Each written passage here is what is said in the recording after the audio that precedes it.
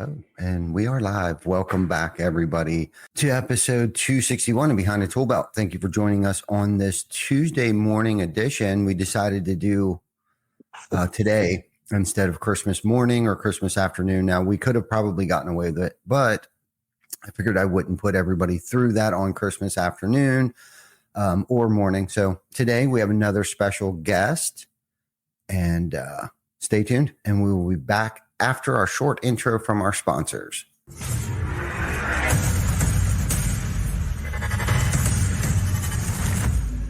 GC Backer. Roofing, siding, windows, gutter, solar. Roofing, siding, windows, gutter, solar. GC Backer. Welcome to Behind the Tool Belt, where the stories are bold, the conversations are real, and the insights come to you live, raw, and uncut. Every week, host Ty Cobb Backer sits down with game changers, trailblazers, and industry leaders who aren't afraid to tell it like it is. No filters, no scripts, just the truth. Please welcome your host of Behind the Tool Belt, Ty Cobb Backer. Welcome back, everybody. Happy Christmas Eve, everybody. Man, it's come quick this year. I don't know what happened, but man, it's here. It's tomorrow. Tomorrow's the big day. And we have another great special, I say special guest every week.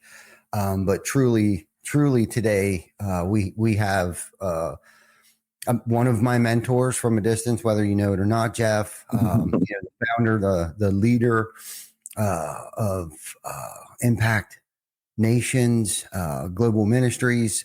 Jeff, I had the wonderful honor and privilege and pleasure to travel to Uganda with Jeff a couple, I think 2 years ago now. And for me, I'm still different, changed person from the time I met you, Jeff, to the stories that I got to listen to on stage down in Austin, Texas, at that Revolt retreat. Have been following you ever since. I know we've had a couple conversations, and here we are today, Jeff. So, Jeff Battles, everybody, welcome, Jeff, to Behind the Tool Belt, my man.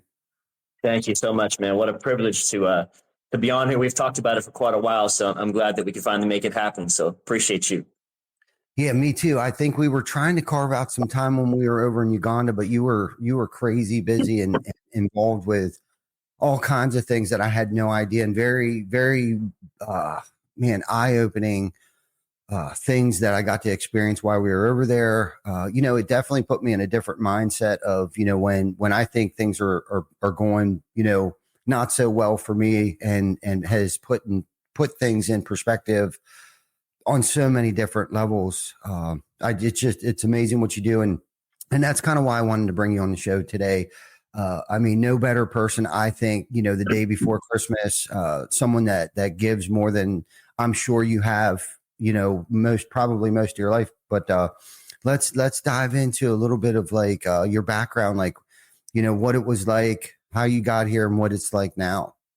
Yeah, I appreciate, once again, man, I appreciate everything and giving me this time and opportunity. When it comes to our ministry, it actually, the ministry was birthed at one of the really lowest and darkest times of my life, to be honest with you. You think that when you start a ministry, you start something that you believe God is calling you to do, you start at a mountain peak or at a high place in your life when everything is going well, but that's actually not the way that it happened. And it's interestingly enough, as tomorrow we celebrate the birth of Christ, if you think about it, even Christ was born in the dirtiest place that you can possibly be born. In fact, the time that he was born, the king had ordered the killing of every young male under the age of 2. So you think about the circumstances that he was born in and became king. And so when I was called to the ministry, my wife and I were going through a divorce. We were going through the hardest time of my life. I was a liar. I was living in sin. All of these things were happening. And it was then God said, I have a mission for you. I have a plan for you. And I thought, why would you call somebody like me? My life is a wreck. I can't do anything right. But it's interesting. That's really how you know the character of God, is when you realize that he sees who you're supposed to be, not who you are right now. And I believe that if we see more people that way, we stop looking at them for the choices that they made yesterday and start realizing that they have a potential for tomorrow. And so that's really when it all started, as I got called at that point in time. And my very first mission was in the Middle East. With my military background, I needed more. I couldn't just sit in a church pew every week. So I got called, and I was in the Middle East my very first time. And it's never been the same since then. I think when someone gives you a chance when you don't deserve a chance, I believe it pushes you a little bit harder each day to be better, because somebody believing in you goes a lot further than someone condemning you from things that you did publicly and ruined a lot of your past and a lot of relationships that you had. So it was a very powerful start. But I'm just so thankful that I'm in that opportunity. And so from today forward, we just believe that we want to spend as much time as we can making people's lives better. So, yeah. Yeah. So what was, I mean, I know you said that you were going through a rough patch in your life, and it sounds like most of it was, self-induced due to bad decision making or substance or mental, whatever the case might be. But what happened? Like when you decided to take the path that you're on now, did you lose your house? Like, you're obviously, you said your wife was leaving you, but like, how did you know, like, okay, today's the day I'm going to change? Or was it like a progression over time? Yeah, well, it's interesting because at the time I had more money than I could ever imagine. I was even mentored by Donald Trump, and 7 different times we had met, and he'd mentored us in business. And I had a massive house. I had 5 or 6 cars. I had everything on the outside that you would think that people would want and that they pray for every day. And the problem was the outside was perfect, but the inside was full of filth. I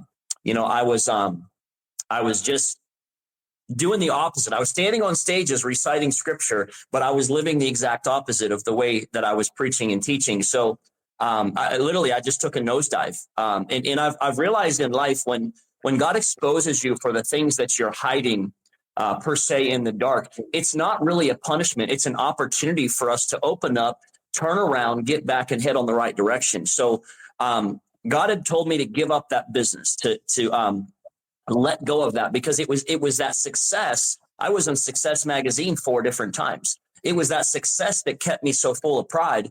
So success is good in itself, but when you do it in the wrong way and you're full of pride, he will take you backwards to start from square one, just so you know, okay, success is not bad, but who I was. And so I needed to start all over again. So I literally had to get rid of everything. I sold off all of my possessions to go start ministry.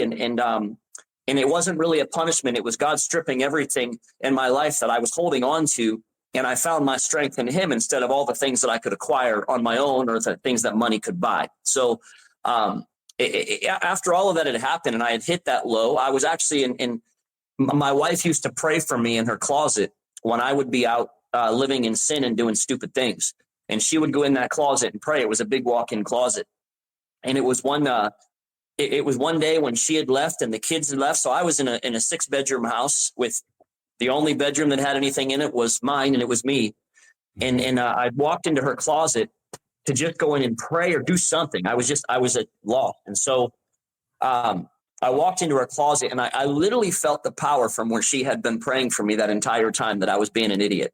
And so when I went in there, I brought my pillow in that room, and I believe I stayed in there for hours. And all I could do was just weep, and all I could do is cry. And I found myself so weak that I couldn't even get up off of the floor. And it was in that moment when I couldn't even get up, is when God literally entered and just said, I have a job for you. And now imagine when your performance is horrible, your life choices are horrible, your circumstances are horrible, you're declining faster than you've ever increased in your life. And that's when God says, I have something for you to do. I'm calling you. I'm appointing a mission to you.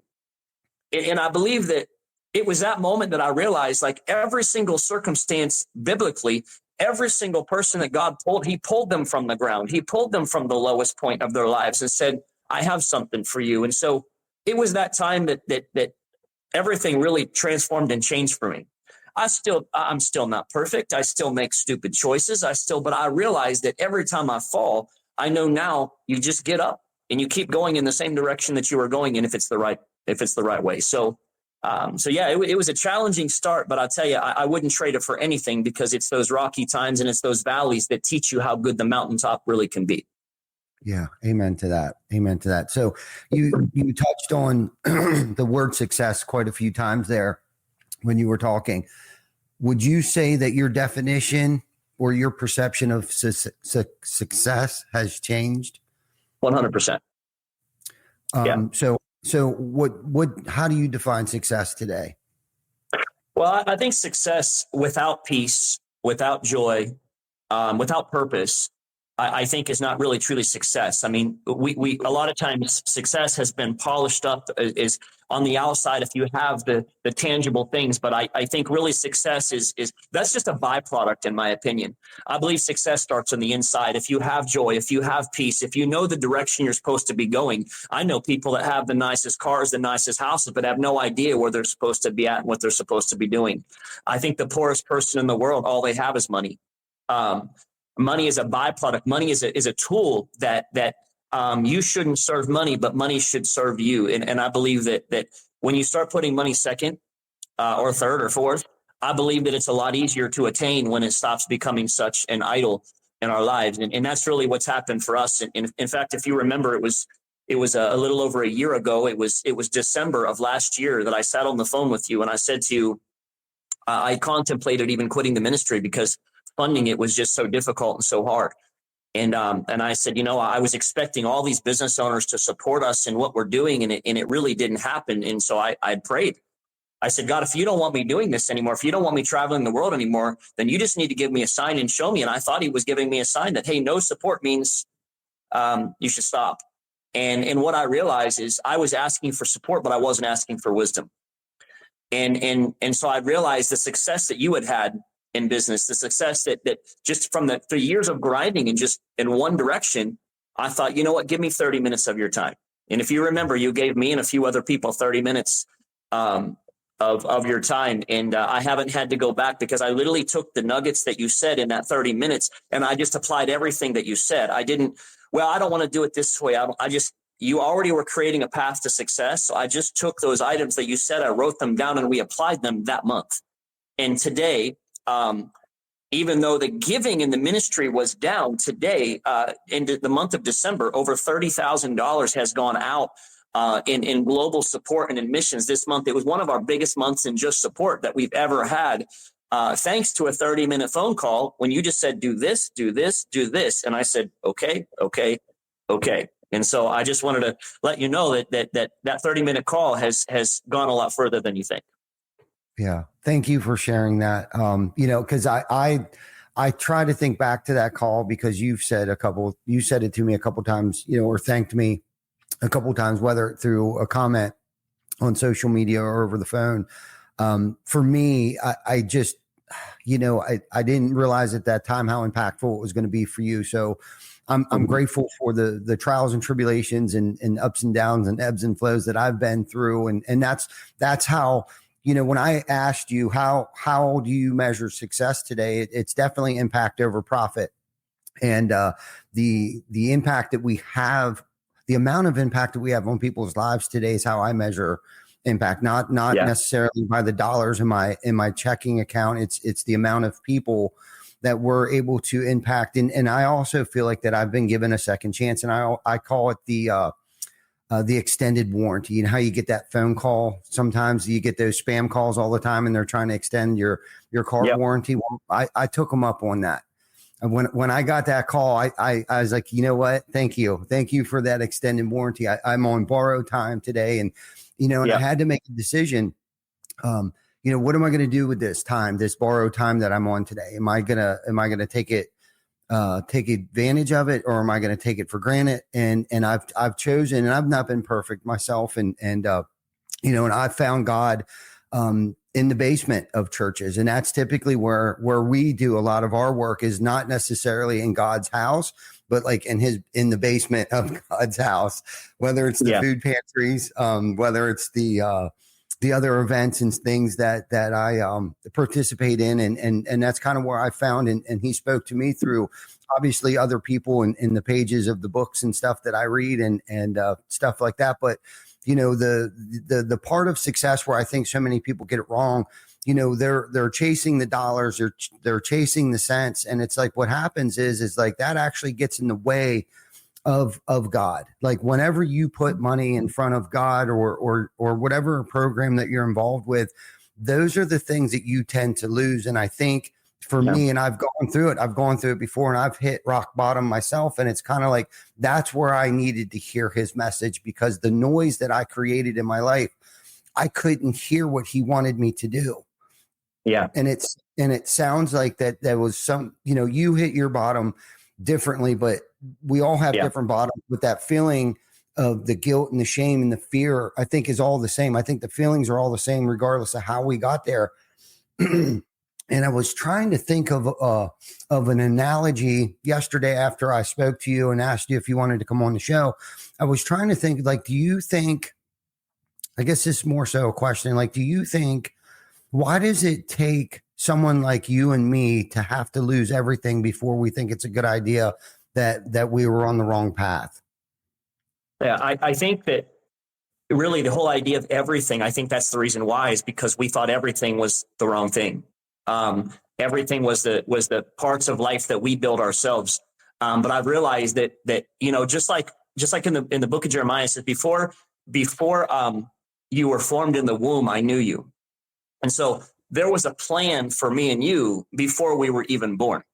And I think the problem is God has his plan, but then we have our plan because we have free will. And a lot of times we decide what we think we're supposed to do. We make our own choices. And that's the powerful thing about second chances, is that when we realize, wow, this is the wrong road, we have the opportunity to turn around. And that's my prayer, that especially through this holiday season, that people realize that it's okay to turn around. It's okay to say I was wrong. It's okay to say I made a mistake. And I think that's the biggest part, is pride keeps us on that road for so long. For me, I found my identity in what I consider to be success.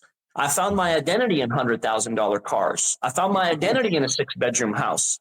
And that's what's crazy, is because I thought people loved me. And on the outside, when I walked out on stages, everyone was clapping, but they had no idea who I was. They didn't know I was suffering. They didn't know that I would have traded my situation for theirs. Even though they were broke, they were poor, I would have traded in a heartbeat, because I was literally driving that $100,000 life in the wrong direction as fast as I could go. But today, it's interesting.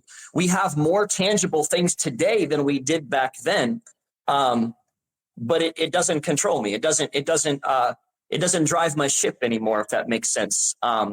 It's nothing to get something that I always wanted and then turn around and give it away, because I realized what I always wanted was the peace that I have now, was the joy that I have now, and most importantly, even the purpose that I have now. So I wouldn't trade that for anything today. Yeah, me neither. And it's like, my motivation today is differently. It's not the things necessarily that I have acquired from doing the next right thing all the time. It's more so the what I can give. And it's like for me, my priorities have changed a lot. And again, I'm not perfect by no means, but usually there's red flags that go up, and I realize, like, I'm getting off track here a little bit, but it's just funny, money has become more of has allowed us to have a bigger impact. It's almost like I didn't know how. I wasn't responsible enough, I guess, at the time, early on in my career, or prior to, because our stories are a lot alike. So I had small success about 2 decades ago, and small success, a little bit of a fortune, and for a short period of time, and I ended up losing it all. Yeah. Okay. And it was because I had put everything in front of God, and it appeared that everything that I had put in front of God was removed from me. Okay. But what the crazy part of that is that he left me everything that I needed. Now, mind you, I was behind bars. Okay. And you want to talk about powerlessness, as I'm still trying to control the show. I'm still trying to be the director. Okay. In this concrete steel building, and having people hang up on me, right? I get a 5-minute window to use the phone, and I'm screaming and I'm hollering, still self-will run riot, trying to be the director, and people would just hang up, click, because they didn't have to put up with it anymore, because there.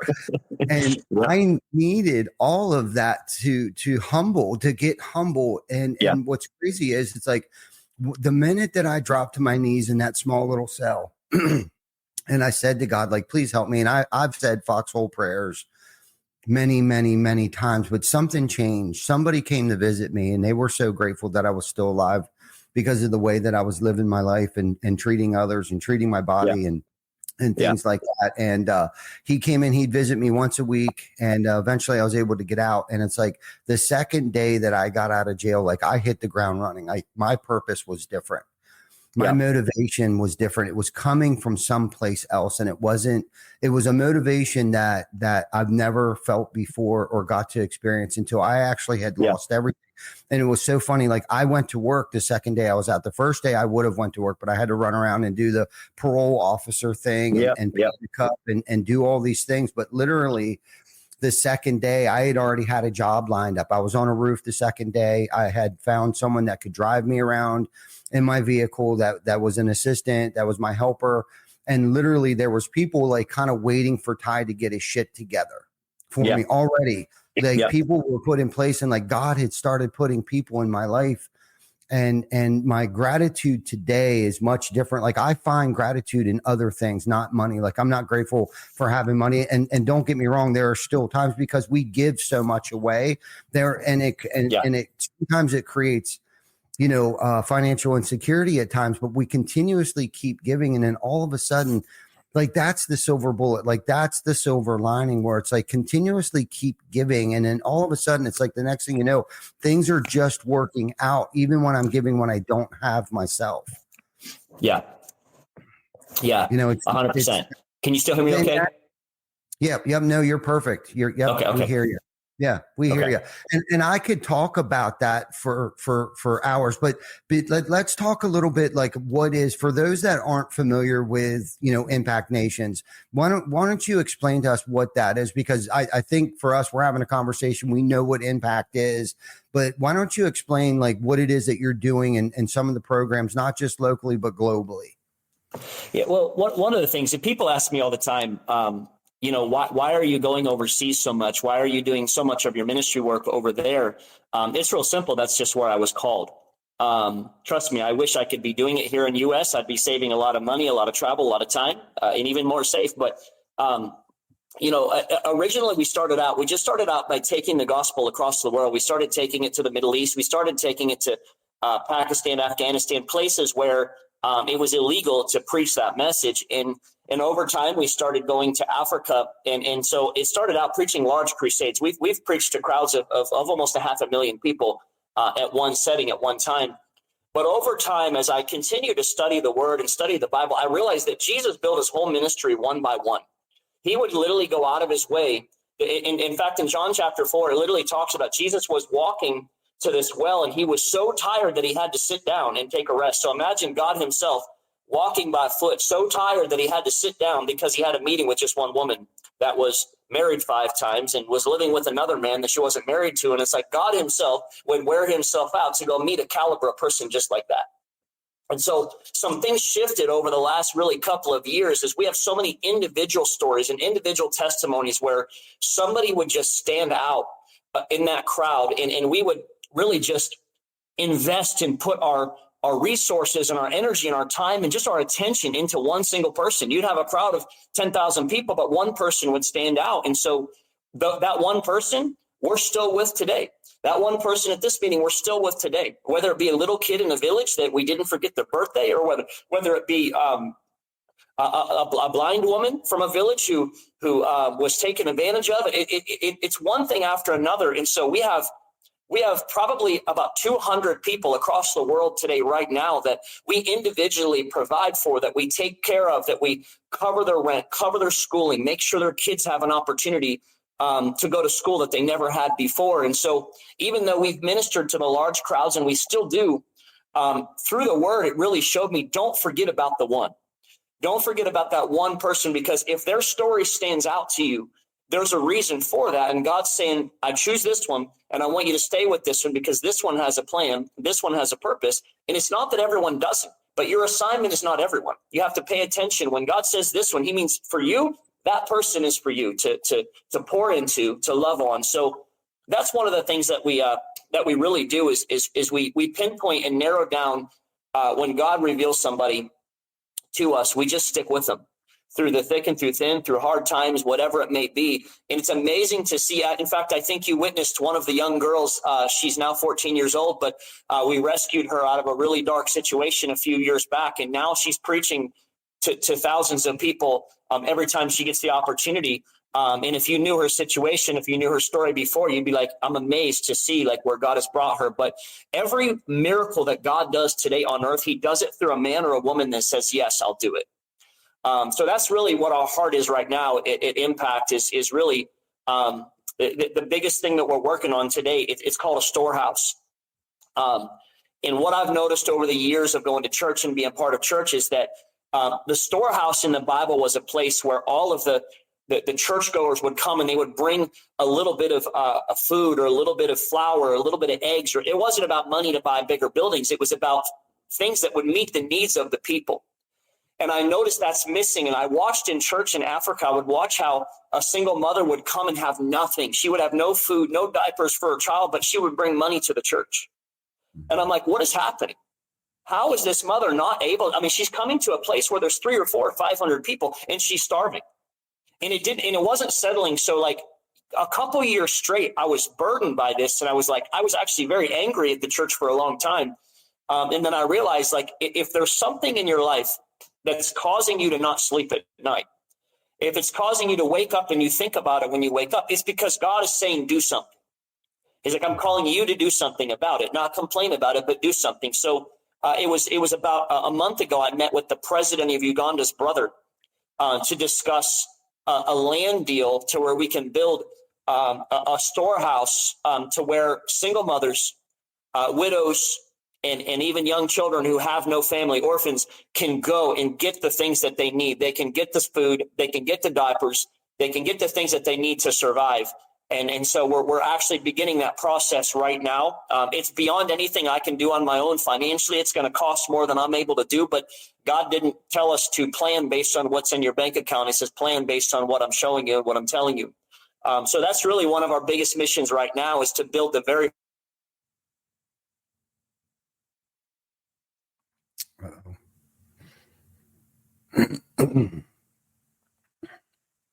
first across other nation in those times.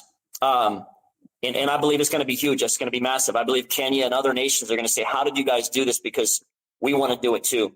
And it's a way that the church and the community and the people can contribute very little, but it can go so far with the people who have nothing. So that's our prayer right now, is just to really fend for the ones that the Bible tells us to, the widows and the orphans.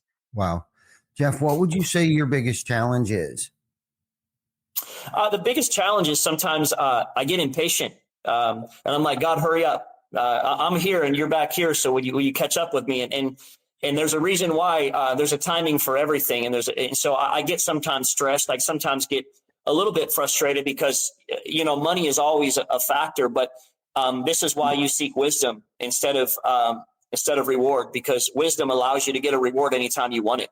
Anytime you need it, you can go out and get it. And so the wisest man and the richest man to ever live was King Solomon. And the book of Proverbs is so full of power. It's so full of just wisdom that if you apply it, it's amazing. It's literally like it's like a pathway and a guide to success in every different category of life. And so I'd say probably our biggest challenge a lot of times is me wanting to run faster than what God is saying in the moment, because there's a process, and in that process is where you learn more than actually crossing the finish line.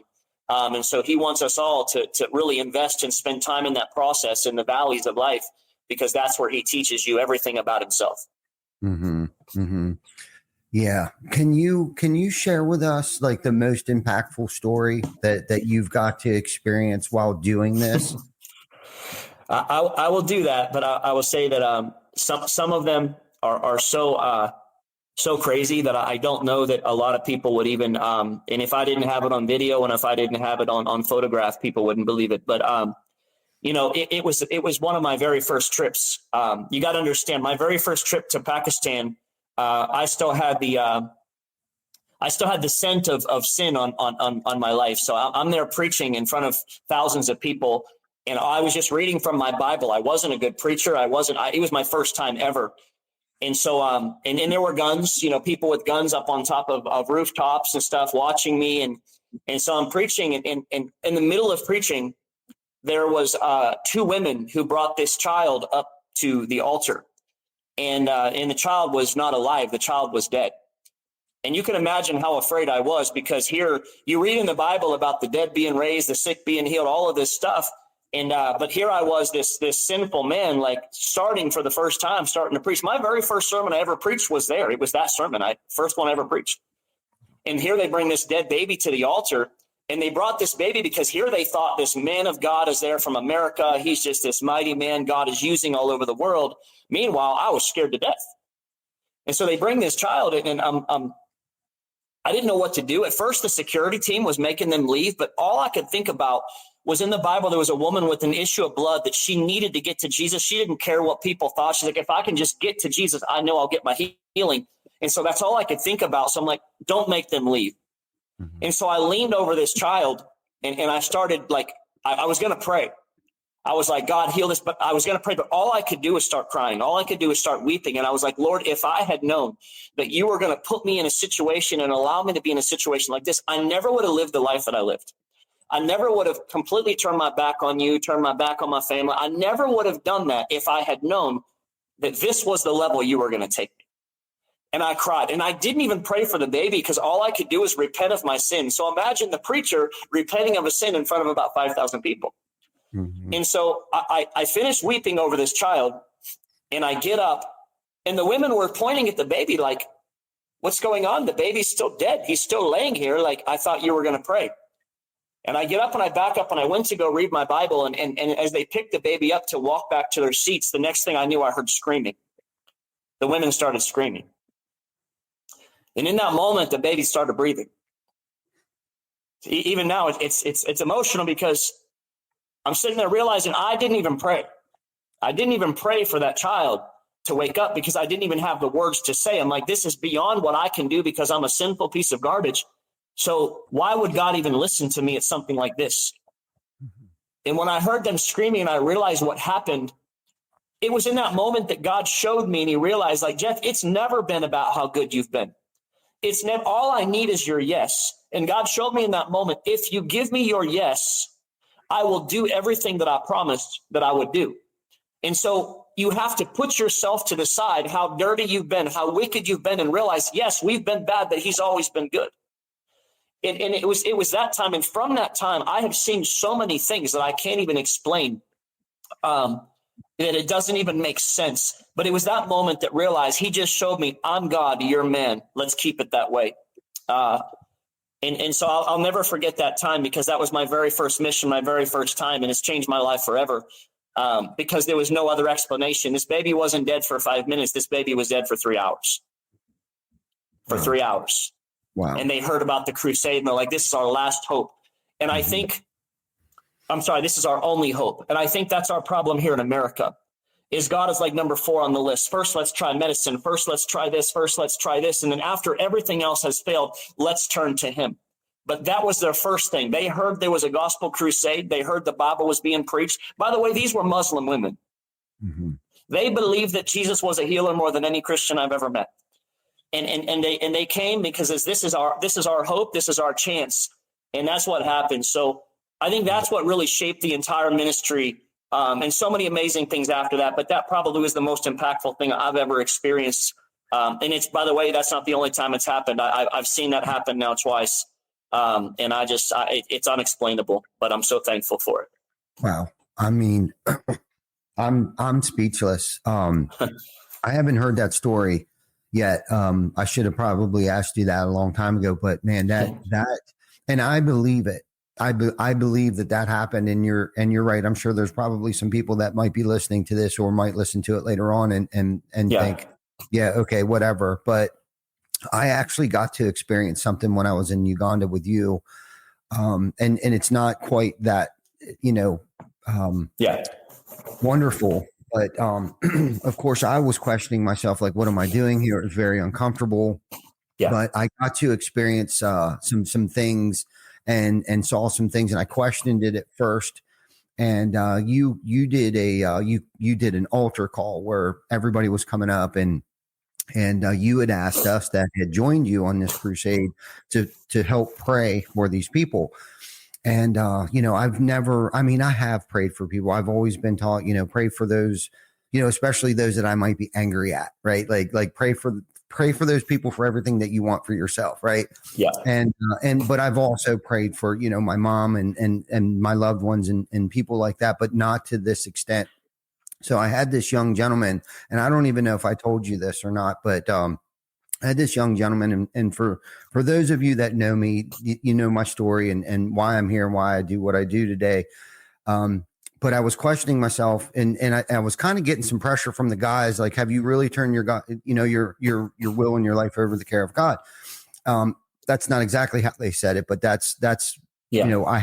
I have, but if I had ever had any doubt, if there was a power out there greater than myself, what happened to me, what I got to experience over there has definitely smashed that idea of like, okay, there is, I know for a fact that there is. So long story short, I had this young gentleman come up to me, and he had asked me to pray for him. And I said, what would you like me to pray for you? He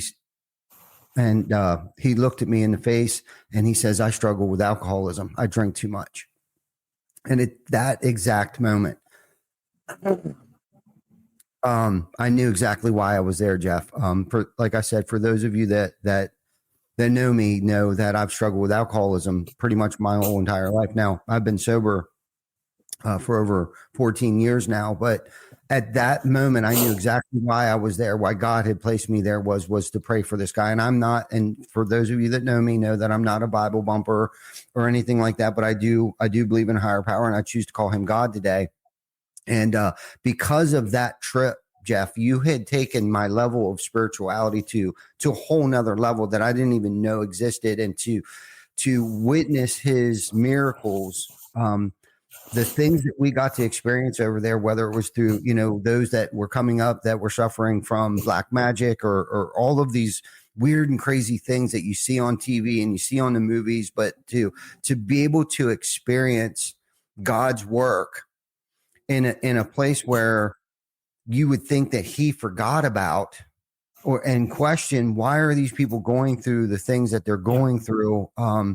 But there's what's called self-will, and there are miracles that happen that change our minds, that change our will over to his will. And if I ever had any doubt that there was a power out there greater than myself, that day I've been a changed person. And because of that experience that I got to pray for that young man, and I don't know a lot of prayers.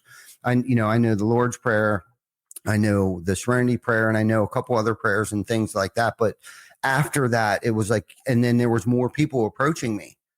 Yeah. I don't know what that young man's life is today, but hopefully there was, God had spoke through me to him, and hopefully he's on the right path today, which I'm sure he is, because of what we got to experience in the words that God spoke through me to him.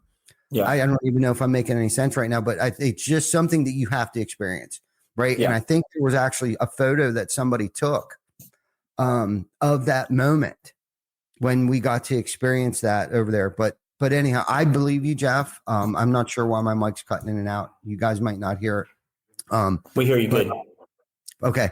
But yeah, so I wanted to hear your what was the most impactful and what your biggest struggle was over there.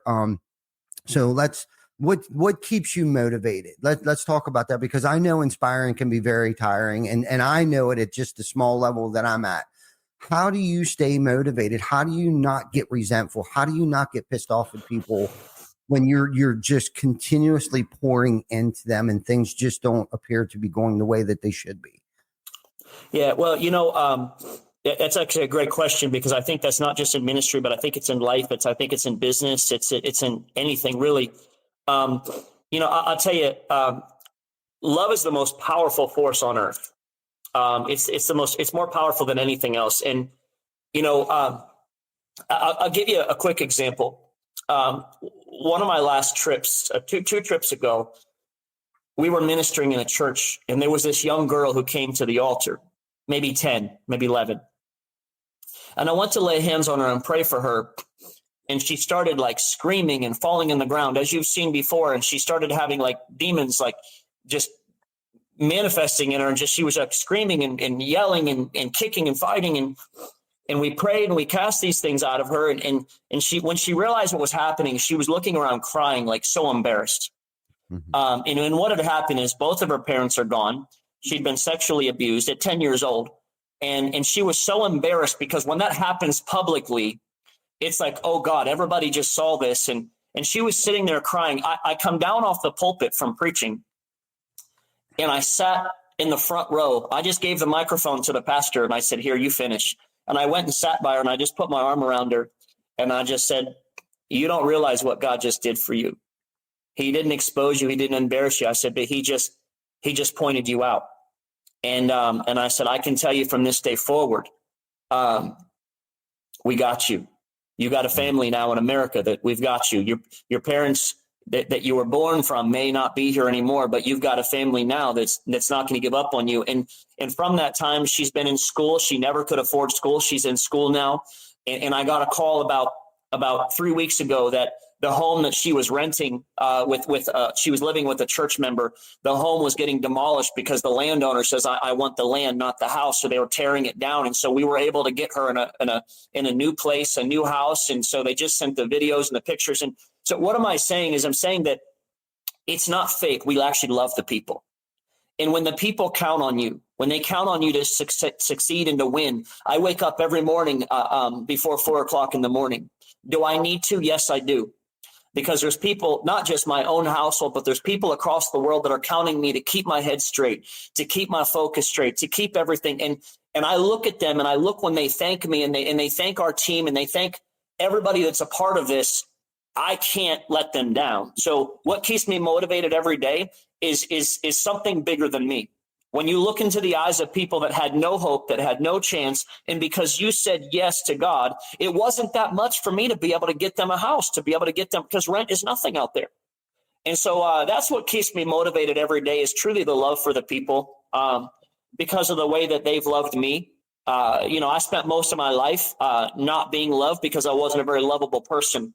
And so when I felt love for the first time, outside of like my family, my wife, when I felt love for the first time, I realized like I want to give more and more and more of this to people who've never experienced it. Because if you've never experienced being loved before, then you've never really lived life. So that's really what keeps me fired up every single day, man, is just the people that are counting on us to win. Yeah. Amen to that. Amen to that. Because I've seen the work that you put in, the hours that you put in, your full-time job now with the roofing company and stuff. And this isn't your first rodeo when it comes to construction and stuff. So you're doing an amazing job. Just so you know, you be both on both fronts. You're doing an amazing job. And we love, and before we get off here, I want to make sure that people know how to get a hold of you. And if they want to donate or participate or join you on a crusade, what is the easiest way that someone can contact? So the best way is the website is impactnationsglobal.com. There's a place there where you can reach us that way. Is probably the best way. There is also a Facebook page, impactnationsglobal.com, Impact Nations Global. But I'd say the website is probably the best way, to do those types of things. And especially if they want to be a part, we're actually, it's interesting in our roofing company right now, we're doing a promotion. Most people are giving away iPads and things, but what we're doing is for referrals, we're putting the name of the people who give the referrals over, and we're doing a drawing that whoever wins is getting an all expenses paid trip to go on a mission trip with us. We wanted to do something different that was based on our core values. And so it's kind of exciting to see, but yeah, impactnationsglobal.com is the website. So I appreciate that. Yeah, no problem. Vic put it in the comments there. So anybody that's listening wants to participate or donate. I got one more question for you, Jeff, before we get off here. And I know you touched on a couple of these things, but what has working with Impact Nation taught you about leadership, faith, and service? One of the biggest things is, put yourself second. We are so blessed. We have everything we could ever ask for and everything that we could ever need. And I think it's not just in ministry, but it's in life. It's in marriage. It's literally be willing to be second place. Be willing to put what you want and what you need second, because, I've learned that when you give to others what they need by default, I think it was Jim Rohn that said that. No, I'm sorry, it was Zig Ziglar. If you help enough other people get what they need by default, you'll get what you need.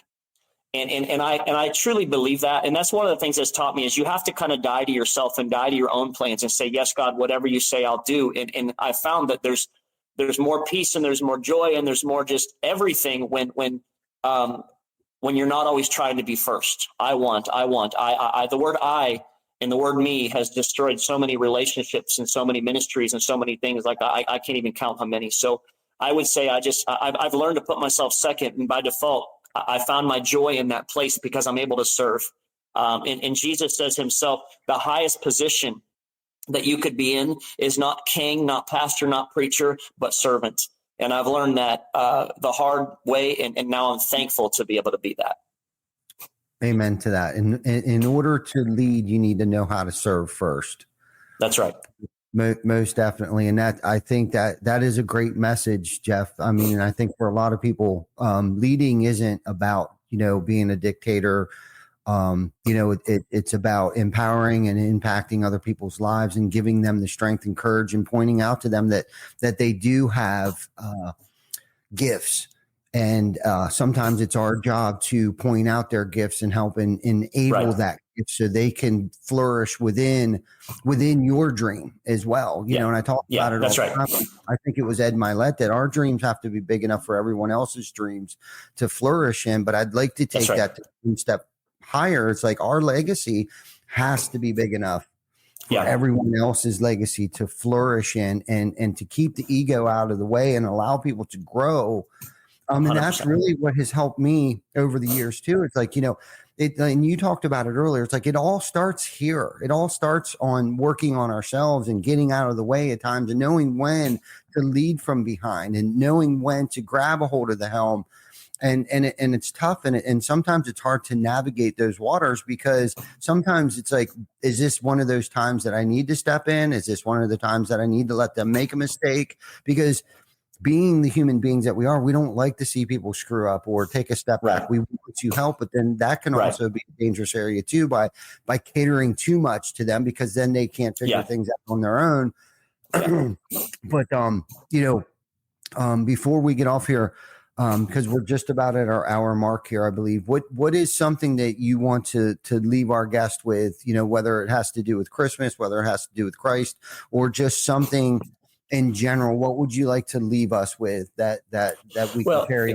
First thing I want to say that if people want to reach us, not just to give and not just to, but if they want to reach us, if there's something that somebody needs, if someone needs a little hope and if they need someone to talk to, reach out there and we'll find you, because that's really our number one purpose. And it doesn't cost anything to have a phone conversation. We don't need money to talk to someone. So that's number one.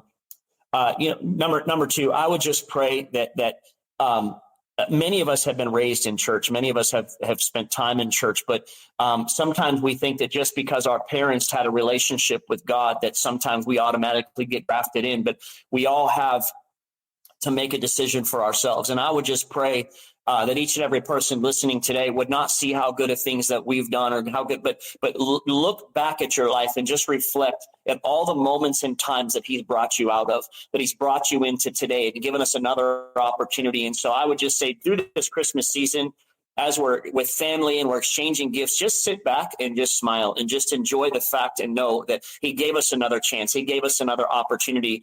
And don't worry about tomorrow. The Bible says, don't stress tomorrow. Tomorrow has its own set of worries. Just focus on today. And when Jesus says, he taught us to pray, says, give us this day our daily bread. Just worry about today. Enjoy where you're at right now. Don't worry about tomorrow. Yesterday's already gone. Just be present in the moment that you're in right now and just let God do what he's going to do. So I appreciate you, Ty, and very much. And I look forward to next time I'll come in the studio and hang out. We'll go grab some food.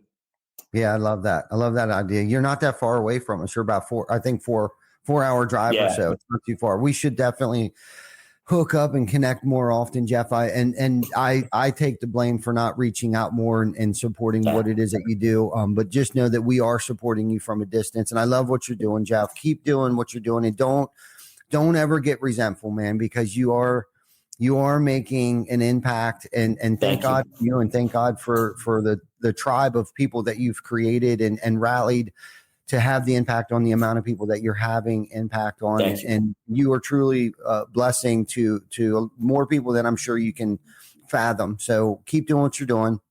Well, it means a lot, brother. I thank you. Yeah, Merry Christmas to you and your family, and Merry Christmas to everybody that's watching and who will be watching this on the replay. And next week we will be streaming live once again, Tuesday at 8 a.m., the day before New Year's Day. That way everybody can get some rest, spend some time with their families. Until then, you guys take it easy, and Merry Christmas, everybody. God bless you. Bye-bye. Yep. Bye-bye.